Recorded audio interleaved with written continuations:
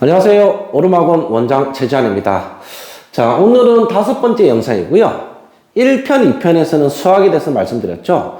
수학의 시기별로 학습 로드맵을 어떻게 잡아가야 되는지, 또 수학 과목은 어떤 편이 있고 수능에서는 최근에 어떤 게 반영되고 있는지, 또 실수라는 게 무엇인지, 학생들이 말하는 실수와 실제 실력과의 관계라든지 이걸 말씀드렸고, 3, 4편에서는 국어에 대해서 말씀드렸죠. 시기별로, 점수대별로 어떻게 공부를 해야 되는지, 그리고 학생들이 말하는 국어 실수는 뭔지, 또 특히 수능에서 문제는 어느 정도 정형화되어 있더라. 문제를 어떤 순서로 해야 되고 어떤 내용들이 나오는지에 대해서 말씀드렸습니다. 특히 수학 같은 경우는 2편, 국어 같은 경우는 4편에서 내용을 좀 더 디테일하게 적어놨죠. 학생들의 실제적으로 어머니들이 도움될 수 있는 내용들을 적어놨고요. 오늘은 5번째 영상으로요. 국어와 수학에 대해서 잘하는 학생들의 특징, 조금 부족한 학생들의 특징, 그 다음에 영어 같은 경우 어떤 부분을, 영어를 잘 못하는 학생들은 어떤 부분이 좀 잘 안 돼서 특징을 아주 학문적인 내용 말고, 즉 교과 개념 말고 제가 상담을 통해서 또 선생님들이 학생들이나 학부모한테 하시는 말씀들이 있잖아요. 그 내용들을 한번 정리를 해봤습니다. 한번 살펴보겠습니다. 요거 국어 잘하는 학생의 특징, 조금 부족한 특징, 수학 잘하는 학생의 특징, 수학을 잘 못하는 학생들의 특징, 영어 못하는 학생의 특징들을 이렇게 적어놨는데, 그 전에 저희가 1년에 딱 한 번 열어요. 딱 한 번 여는데, 우리가 오픈반을 딱 한 번 여는데, 그게 고3하고 고2 1월 달에 딱 개설합니다. 한번 요것만 짚고 넘어갈게요. 고3 때, 예비 고3 대상으로 겨울방학 때 1월 달, 2월 달 집중적으로 개념을 완성을 시킵니다. 국어 수학만 집중적으로 윈터에서 하고, 영어도 열려 있어요. 토요일 날 오전 9시 반에서 12시 반. 1월 3일 날 토요일 날 개강하는데, 그 영어는 쭉 루틴에서 가는 거고, 1, 2월 달에 국어 수학에 대한 막대한 시간을 씁니다. 국어 수학 그래서 집중 윈터반이에요. 저희 학원 이름은. 근데 대상이 잘하는 학생들 있고 좀 부족한 학생들 있잖아요. 저희가 원하는 대상은 3.7에서 5점이 대상입니다. 저희가 오름학원은 1대1 수업이 대부분이지만 1년에 딱 한 번 여는데 여기에 해당되는 학생들만 모집해서 수업을 진행합니다. 그래서 아주 잘하는 학생들이 없고 아주 안 되는 7등급, 8등급 학생들은 없어요. 그래서 타겟이 딱 정해져 있기 때문에 학생들이 내가 모르는 것은 남도 모른다. 그래서 질문도 자유롭고 소규모 수업이 이루어지는 거예요. 자, 국어 같은 경우는 국어 A반, 국어 B반 있고요. 요일만 다를 뿐이에요. 독서와 문학이 진행이 됐고, 월금은 1월 2일 날 개강하는데 1시 반에서 4시 반. 화목에 개강하는 건 1월 1일 날 개강하고 1시 반, 4시 반. 이렇게 독서하고 문학이 됐고, 엄매를 학생들은 1월 7일 날 개강되는 수요일 날 1시 반에서 4시 반 수업을 들으면 되겠습니다. 그 다음에 수학 같은 경우는 미적 선택지라는 수원, 수투, 미적을 같이 듣는데요. 수원, 수투는 월, 수금의 수업이 진행되고, 화목의 미적분에 대해서 개념을 완성합니다.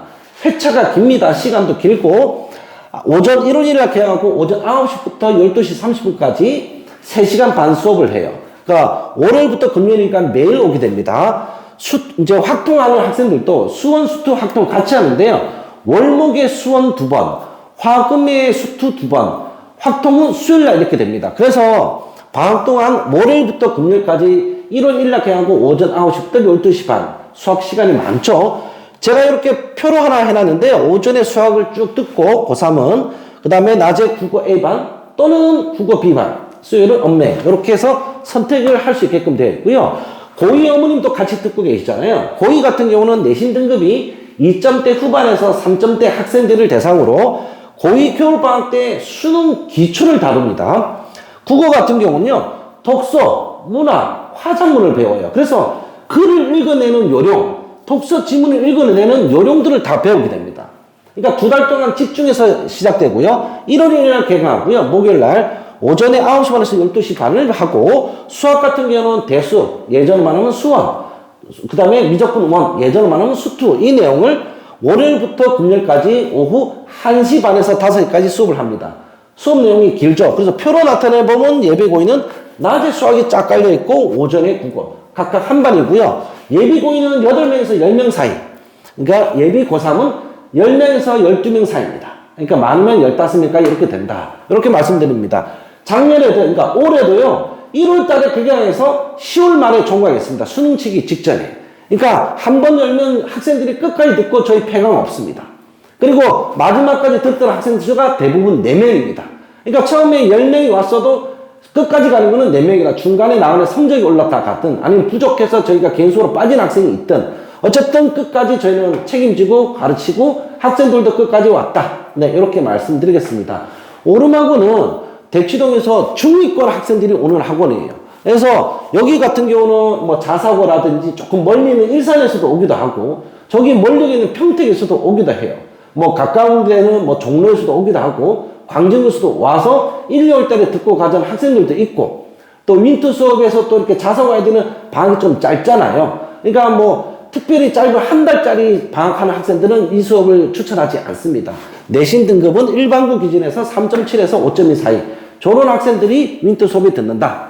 그리고 저런 학생들 수업 시간이 많이 필요하다. 이렇게 말씀드리겠습니다. 자, 그러면 국어부터 잘하는 학생들의 특징을 한번 살펴볼까요? 지문을 처음 읽을 때 전체 구조, 서론, 전환, 결론까지 한 번에 파악하는 특징을 갖고 있습니다. 이게 그냥 되진 않아요. 근데 요거는 경험이 쌓여 있어야 되고 상당한 노하우가 필요합니다. 두 번째는 지문의 목적, 무엇을 설명하는지 15초 안에 정리돼 이게 타고난 감이 있는 학생들이 있어요. 그 학생들은 요걸 바로 잡았는데 요것도 훈련으로 통해서 가능합니다. 근데 이것을 잘 안 하는 게 학생들이 있어요. 그러니까 그걸 다른 말로 하면 작품을 감상한다든지 지문을 읽고 주제와 요지를 파악하는 능력입니다. 세 번째, 문단 간 관계, 대조, 보완, 강조를 빠르게 파악하는 특징들을 가지고 있고요. 네 번째로 핵심 문장과 부가 설명되는 문장을 정확히 구분 지을 수 있습니다. 요것도 훈련하면 됩니다. 근데 이런 습관을 가지지 않으면 상위권 올라가기 힘듭니다. 흔히 2등급 올라가기가 어려워요. 자, 다섯 번째, 제가 별표 2개를 했네요. 선지를 근거 기반으로 일치불일치. 제가 그 국어편 말씀드렸죠. 문제가 어떤 식으로 나오는지 일치불일치 나옵니다. 1번 문제로. 그렇죠? 일치불일치 확장 축소의 논리 검증을 하더라. 문학 작품을 정서, 화자, 표현법, 상징, 구조로 분석을 하더라. 제가 이거 정서하고 화자는 반드시 나온다 했죠. 시에서. 그 내용 그대로 그러니까 구조 분석을 알아서 합니다. 그러니까 이 훈련이 돼 있는 거예요. 이 훈련을 모의고사로 훈련하는 게 아니라 이 연습을 선생님이 이거는 이거다라고 알려주고 학생이 그걸 받아들여야 됩니다. 자, 7번째, 작품과 비교 능력이 뛰어나다. 출제자의 변형 의도를 안다. 지문 안에 작품이 2-3개가 나오죠. 그 비교 능력이 뛰어나다는 얘기입니다. 이거는 막대한 훈련이 필요합니다. 자, 8번째, 기출선지의 표현 방식 자체를 암기했다. 제가 국어는 얘기했죠. 기출 문제의 유형이 정해져 있다. 그 기출 유형의 표현 방식이 어떤 식으로 되는지를 다 외우고 있습니다. 그러니까 자동 암기죠. 이거는 처음에 등급이 낮은 학생들도 저거 연습할 필요가 있다 생각합니다. 이걸 연습해야 항상 묻는 게 이거구나. 그래서 문제를 빠르게 읽고 올라갈 수 있거든요. 지문으로 올라갈 수 있습니다. 자, 9번째, 어휘력이 뛰어난 문장의 결만 잡아도 의미 파악한다. 당연한 거겠죠. 도표 그래프 지문 보자마자 추, 수치, 변화, 방향. 제가 이거 독서 파트에서 나온다고 그랬죠. 바로 이제 옮겨 넣습니다. 머릿속에 이걸 딱 머릿속에 두고 있는 거예요. 그리고 11번째, 오답 정리를 선지 유형별로 정리를 잘한다. 자, 어떻게 오답 정리를 선지 유형별로 정리를 잘합니다. 자, 12번째, 문장 간 연결을 기준으로 글 구조를 재구성할 수 있다. 13번째 보면 추론 문제에서 반드시 지문의 근거를 기반으로 판단한다. 제가 이거 중요하다고 추론 문제에서 질문을 항상 우리가 연습시킬 때 그 지문의 근거가 어디 있는지 이 근거가 애매하고 그냥 대략적으로 얘기하는 학생이 있어. 느낌이 그런데요? 감이 그런데요? 아닙니다. 상위권으로 올라가려면 반드시 질문의 근거를 찾아야 됩니다. 지문에서. 자, 헷갈리는 선지는 끝까지 의심하고 이유 근거를 찾는다. 제가 이거 계속 지난 영상에도 말씀드렸죠. 그것의 근거는 뭔가? 어디 있느냐? 그걸 찾아가는 연습. 이게 결국은 성적으로 연결됩니다. 그 다음에 15번째, 기출을 단원이 아닌 유형별로 묶어서 분석한다. 계속 보니까 기출을 애들이 많이 보는데 그게 단원별, 유형별로 묶어서 보내요. 그러려면 이걸 학생이 스스로 할 수 있을까요? 잘 안 됩니다. 예를 들어 볼게요. 우리 학생이 경제 문제 지문을 어려워해. 그럼 경제 지문을 묶어가지고 유형별로 그냥 끝내버리는 거예요. 한 3회 완성. 왜냐면 경제 지문만 해도 뭐 수요 공급의 이론, 화폐 이론, 그 다음에 뭐 관세 이론 많아요. 그런 부분들을 한꺼번에 묶어서 하는 게 있습니다. 그러니까 경제 지문 통틀어 봐야 10년치 해봐야 얼마 되지 않아요. 그것만 바짝 해서 준비하면 되겠습니다. 경제, 뭐, 6평도 있고 9평도 있고 평가 문제만. 그렇게 해서 자기가 부족한 영역을 확 해버려야 되고, 거기서 학생이 틀린 게 있으면 얘네들은 또 정리까지 분석도 하더라. 정리를 잘 해놓더라. 16번째, 독서 지문을 읽을 때 핵심 정보를 잘 정리한다. 옆에 메모하라고 그랬죠. 18번째, 주제어 개념을 자기 말로 바꿔서 설명할 수 있다. 그러니까 학생이 어휘력이 풍부하기 때문에 이게 가능합니다. 18번째 보면, 지문별, 목표 시간을 이제 배분해야 된다. 이거는 이제 훈련할 때 하면 되는데, 스스로 하는 학생들이 있어요. 그러니까, 이 지문 내가 7분 30초 안에 끝내야지. 문제까지 읽으면서. 이런 훈련을 합니다. 이거는 등급이 낮은 학생도 반드시 훈련을 해야 되는 내용입니다. 그래서 국어를 잘 못하는 학생들의 특징을 보면, 반대된 내용이 있겠죠. 그러나 또 추가된 내용이 있습니다. 빠르게 읽고 넘어갈게요. 지문 구조보다는 문장의 단위를 읽어냅니다. 그러니까 전체를 보지 않고, 그러니까 단위로 끊어서 본다는 얘기입니다. 문제를 보고 지문이 필요할 때만 봅니다. 그러니까 문제 우선으로 접근하는데 이거 굉장히 위험합니다. 이런 학생들이 있어요. 문제만 보고 바로 올라가는데 문제만 해당되는 것만 전체 안 읽고 딱 띄엄띄엄 읽어가는 게 있습니다. 그게 마치 어떤 특별한 기법인 양 들어가는 학생들이 있습니다. 이렇게 하시면 안 되겠습니다. 세 번째, 선지 선택 시 근거보다 느낌으로 답 적는다. 요거 학생들 딱 보면 알 거예요. 내 말 자기 얘기인 줄 알아요. 근거보다 느낌으로 왠지 이럴 것 같은데요, 쌤이? 이거 현장에서 가장 많이 들었습니다.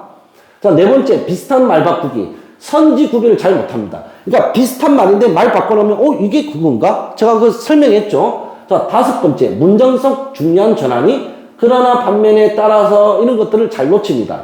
여섯 번째, 추상적 개념의 파악이 매우 약하다. 이게 논지라든지 관점인지 개념이라든지 방식.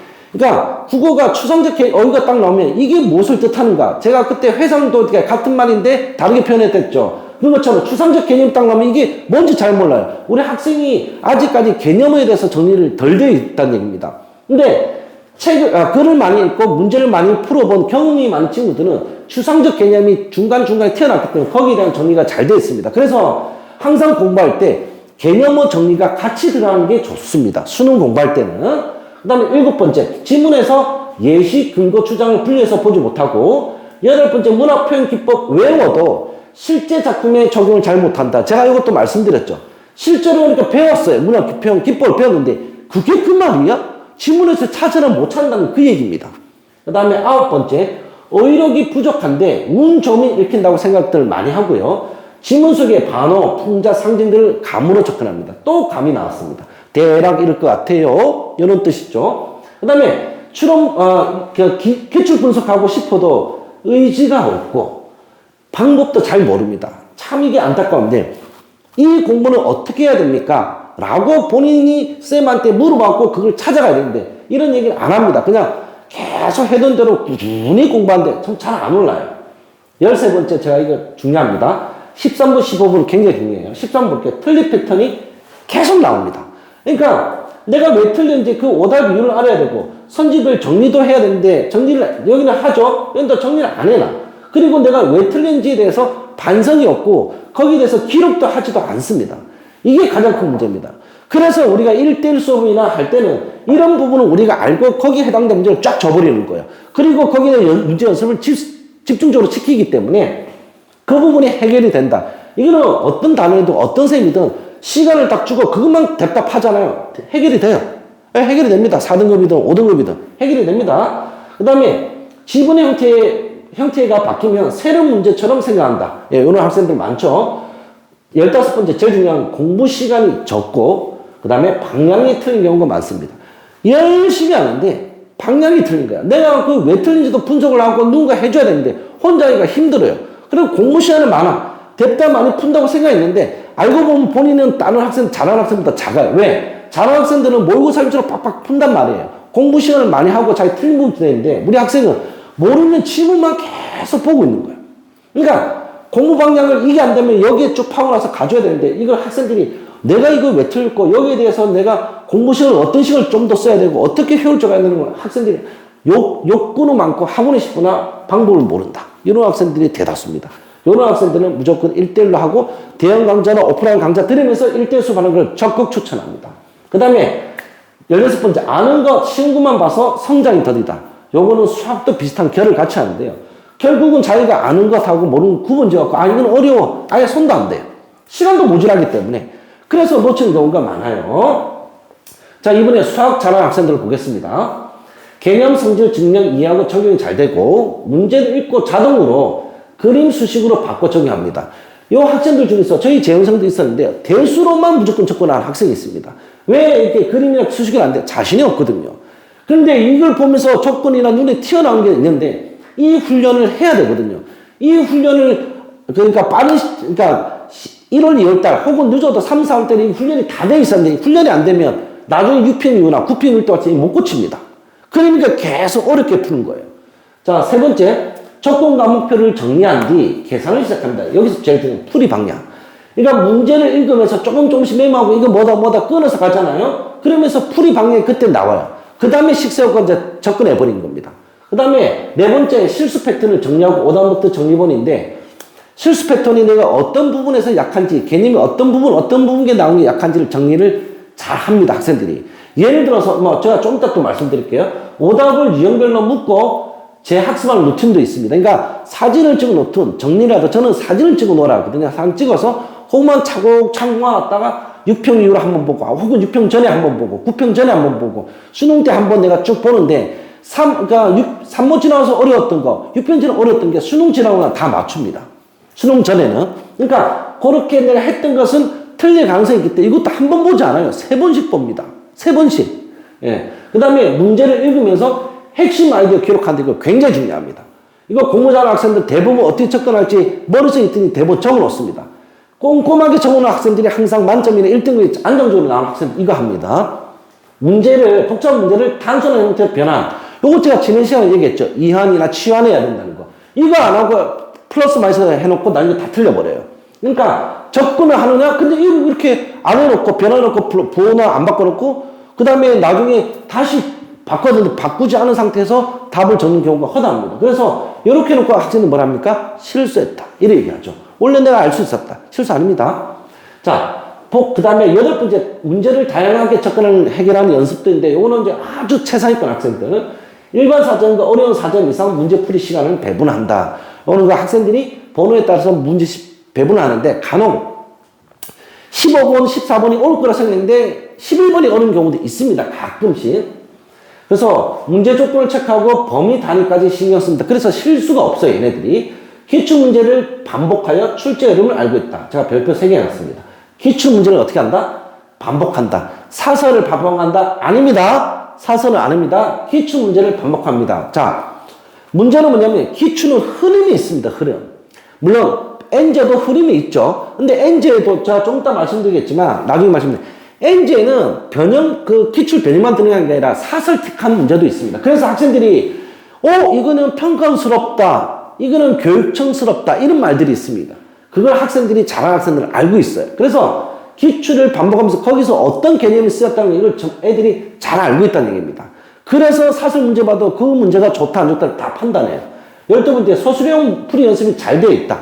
논리력도 갖추고 있죠. 유형간 구분을 두지 않고 종합적 사고 훈련을 한다. 요거는 이제 최상위권 학생들이 해당됩니다. 중킬러, 킬러 한 문제를 두고 깊게 파고든다. 네, 맞습니다. 등급이 낮은 학생들은 중킬러, 킬러 손도 안 돼요. 근데 이 친구들은 내가 저거를 끝까지 손댑니다. 그러니까 심지어 한 문제를 50분씩 쓰는 친구가 있습니다. 그러니까 그냥 문제를 보고 뚫어져가 보는 게 아니라 얘는 어떻게 계속 메모를 하고 있습니다. 어떻게 풀어야 될지. 그래서 스스로 찾아가는 학생들이 있습니다. 대부분. 근데 그 사고를 했던 그 훈련이 있죠? 결국은 자기가 성과를 내고 실력으로 드러나는 겁니다. 자, 틀린 문제로 다시 볼 때 개념, 연결어, 추론, 사고. 그러니까 개념이 어떻게 연결됐고 추론은 어떻게 했고 어떤 내가 사고를 했는지도 정확하게 적어놓기도 합니다. 그 다음에 16번째 풀이 과정을 모두 말로 설명할 수 있습니다. 이것도 제가 지난 시간에 말씀드렸죠. 중킬러, 킬러 이제 한두 문을 맞추기 위해서 엄청난 시간을 씁니다. 그래서 학생들이 내가 이미 만들어진 1등급 학생들이 안정적인 1등급 받기 위해서 쓰는 시간이 상당한데 2등급이 1등 몰라 그러면 그 애들이 썼던 시간만큼 결국은 해줘야 되지 않겠습니까? 아니면 효과적으로 가려면 뭔가 1대1 개인수업을 하든지 아니면 누군가 조력자가 있어야 됩니다. 그래야 시간 단축이 가능하다. 자, 수학 잘못하는 학생들 특징. 공식 암기해서 적용 방식을 합니다. 그러니까 이 무슨 말이냐. 문제 딱 인수, 이 미분의 강사 공식 바로 암기, 바로 대입. 이렇게 기계적으로 한단 말이에요. 그렇게 해서는 안 된다. 그거 하다가 아니네? 다시 처음부터 들어와요. 자, 풀이 과정을 이해보다 패턴 외우기로만 진행하는 학생들이 굉장히 많습니다. 굉장히 많아요. 풀이 과정을 왜 저래야 되는지를 이해되는데 이 부분보다는 저건 저렇게 푸는 거야. 여기에 좀 포커스를 많이 두는 친구들이 많습니다. 차이점이 확 대비됐죠. 세 번째, 문제를 읽는 단계에서 단위 조건 범위 잘 놓치면 그래서 실수가 나고 계산 실수에 대해서 자기도 어차피 내가 이거 아는 거니까 이렇게 생각을 많이 한다는 거죠. 실수야. 답이 왜 틀렸는지 설명을 잘 못합니다. 그러니까 해설지를 보면 이해되는데 그러면 왜 이렇게 되는 건 맞는데 나는 왜 이렇게 생각했을까? 나는 어느 부분을 놓쳤는가? 여기에 대한 연습이 없다. 그리고 기록도 안 하더라. 그러니까 누군가가 이걸 체크를 해줘야 돼요. 그 다음에 중간 계산 시 부호 수치 실수가 많다. 그리고 엄마 이거 나 틀렸는데 내가 부호 틀렸어. 그리고 점수 올려 이거 맞춘 거야. 동그라미. 예, 이렇게 하는 학생도 많죠. 그래서 알고 보면 4등급인데 실제 성적 보면 5등급이야. 그 3등급이 냈는데 알고 보니까 3개를 빼요. 또 게다가 찍어서 맞춘 것도 있잖아요. 그래서 문제를 그림표식으로 표현하지도 못한다. 이건 연습을 해야 됩니다. 아까 제가 예를 들었죠. 그 다음에 딱 보면 어려운 문제는 읽지도 않습니다. 지레 겁먹고 미리 포기해버립니다. 아는 것만 공부합니다. 그러니까 어차피 이건 내가 모르는 거 아는 것만 해서 애들이 성적이 안 올라요. 이게 굉장히 중요합니다. 내가 아는 것만 공부하고 모르는 것은 손도 안 대버려요. 학생들이. 그러니까 이거 해야 점수 올라가는데 이걸 연습 안 하고 계속 아는 것만 복습하는 거예요. 특히 언제 심하냐. 9평균 때 이거밖에 안 해요, 애들이.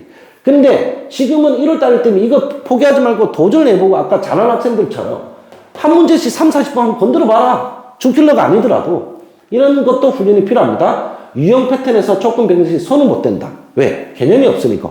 이거 조건 하나 바꿨는데 그거 어떻게 풀었어요? 이렇게 나와요. 그 다음에 문제 풀 때 기록 제가 안 한다 했죠. 이런 안 하는 학생들이 많습니다. 이것만 잘해도 학생이 자기가 정리를 할 수 있다는 얘기입니다.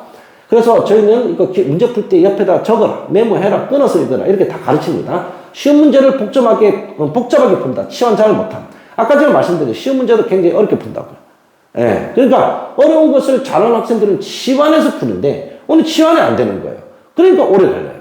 그 다음에 심표 또는 그리고 이게 무슨 의미인지 문제 속에서 이제 함수 안에서 이게 이런 또는 그리고 모든 어떤 이거나 이런 것들이 어떤 조건으로 들어가는지를 잘 모릅니다. 그래서 틀려요. 그 다음에 13번 한 번 본 기출은 다시 보려 하지 않습니다. 굉장히 중요합니다. 얘네들은 기출을 반복해서 보는데 한 번 보면 안 봐요. 네, 안 봅니다. 왜? 그리고 N제만 풀려고 해요. 안 되니까 N제만 풀면 되겠지. N제 풀고 어떤 글 보니까 되더라. 그렇지가 않습니다. 제가 아까 N제 말씀드렸죠. 기출을 변형한 것은 의미가 있는데 그 학생들 그게 변형인지 사설틱한지 보는 눈은 아직까지 없다. 최상위권 정도 돼야 된다. 그래서 기출을 다시 보려 하지 않고 N제만 풀려. 그렇지 마라. 차라리 N제 중에서도 내 눈높이에 맞는 N제만 딱 보고 그다음 문제 또 선별해서 보는 게 좋은데 그 눈은 없으면 노가다를 해야 되는 거예요. 양치기. 네, 그러면 개고생하는 겁니다. 14번째 오답 정리 안 한다. 노트도 안 한 거 사진도 안 찍어놨습니다. 심지어 버립니다.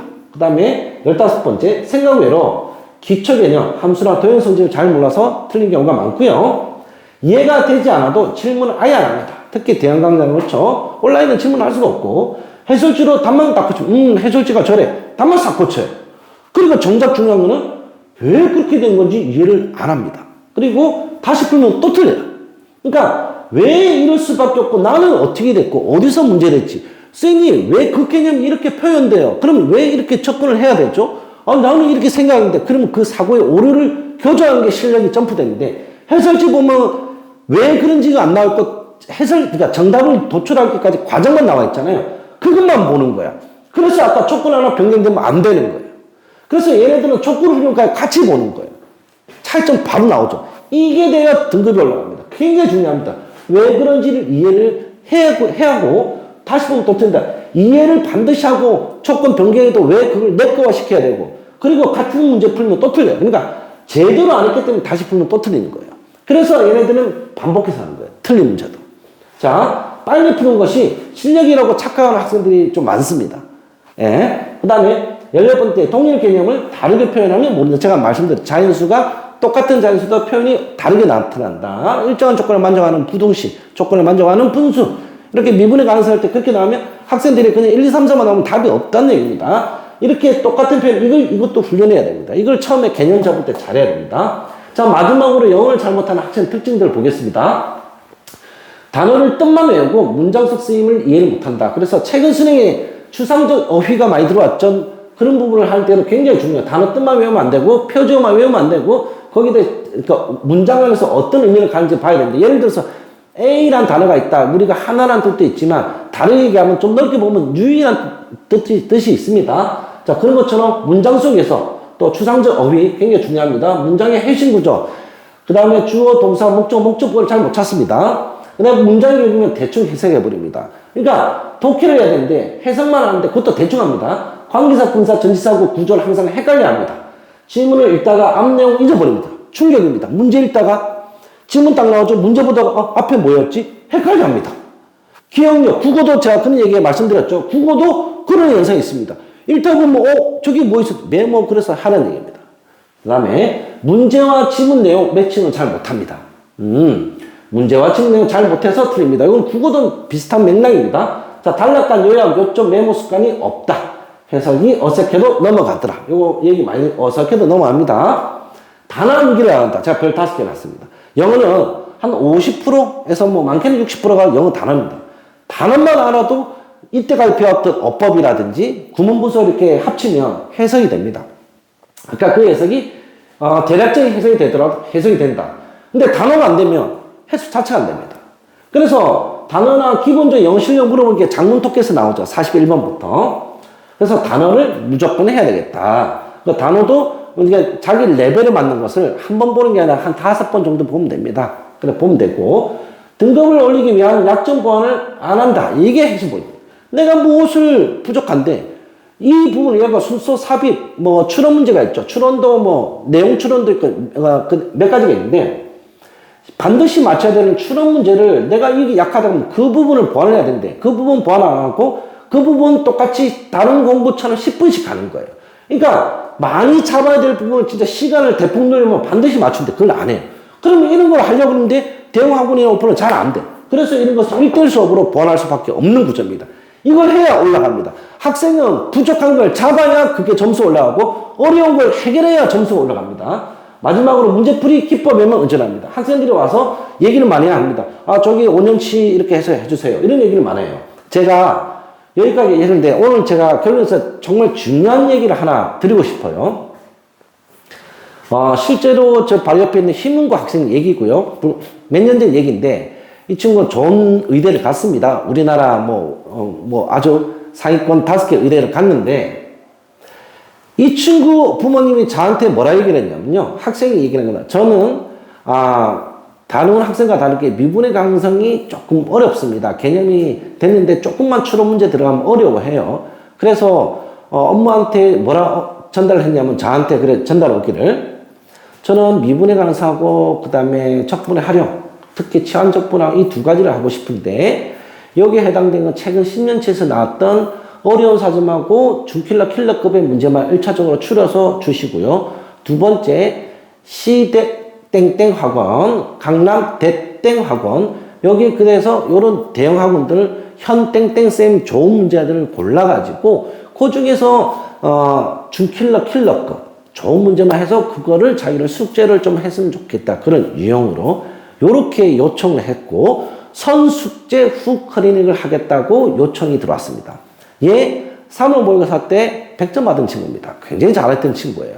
그러니까 그럼에도 불구하고 불안한가 자기가 아는 것만 나온 것 같다라고 굉장히 겸손하게 얘기했습니다. 잘하는 학생들은 요청도 굉장히 디테일하게 들어옵니다. 그러니까 내가 무엇을 모자라는지 정확하게 알고 있다는 얘기예요. 그런데 아까 내가 대부분 학생들은 내가 이거 단어를 얘기합니다. 모르는 단어. 그러니까 애가 저는 적분을 잘 못해요. 알고 보니까 상가함수가 안 돼서 적분이 안 돼. 근데 어머님은 적분을 얘기했어. 근데 우리가 보니까 상가함수 해결되면 적분이 될 것 같아요. 이런 것처럼 괴리가 있습니다. 그래서 저희 오름학원에서는 학생 시험지를 분석을 합니다. 1대1 수업할 때는 시험지 분석하고 2번째는 학생한테 사전 질문을 줍니다. 이 2가지를 갖고 학생 분석을 딱 하고 그 다음에 본 수업 하기 전에 학생하고 다시 면담하고 수업을 진행합니다. 그래 해도 힘듭니다. 맞춤형 교재 맞춰줘야 되거든요. 그러니까 보통 선생님들이 1대1 수업 하시는 분도 자기만의 교재들이 있어요. 그 교재대로 해요.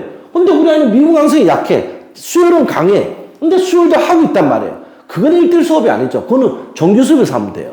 그러니까 1대1 수업 할 때 내가 부족한 약점을 잡으러 그런 수업을 하셔라. 이렇게 말씀드리고요.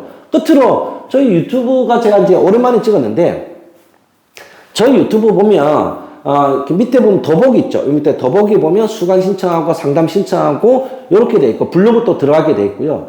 저희 이제 유튜브는 주로 어떤 분들이 보냐면, 학원 관계자들, 예, 뭐 원장님이든 실장님이든, 그 다음에 학부형들, 요렇게 많이 보시고, 블로그 같은 경우는 저희 블로그는 저희가 잡복일 수도 있는데, 네이버에서 저희 그 블로그는 저희 내용 가지고 그냥 AI로 나오기도 합니다. 그러니까 네이버에 이제 오르막원 치시면 좀 자세히 나와 있고요.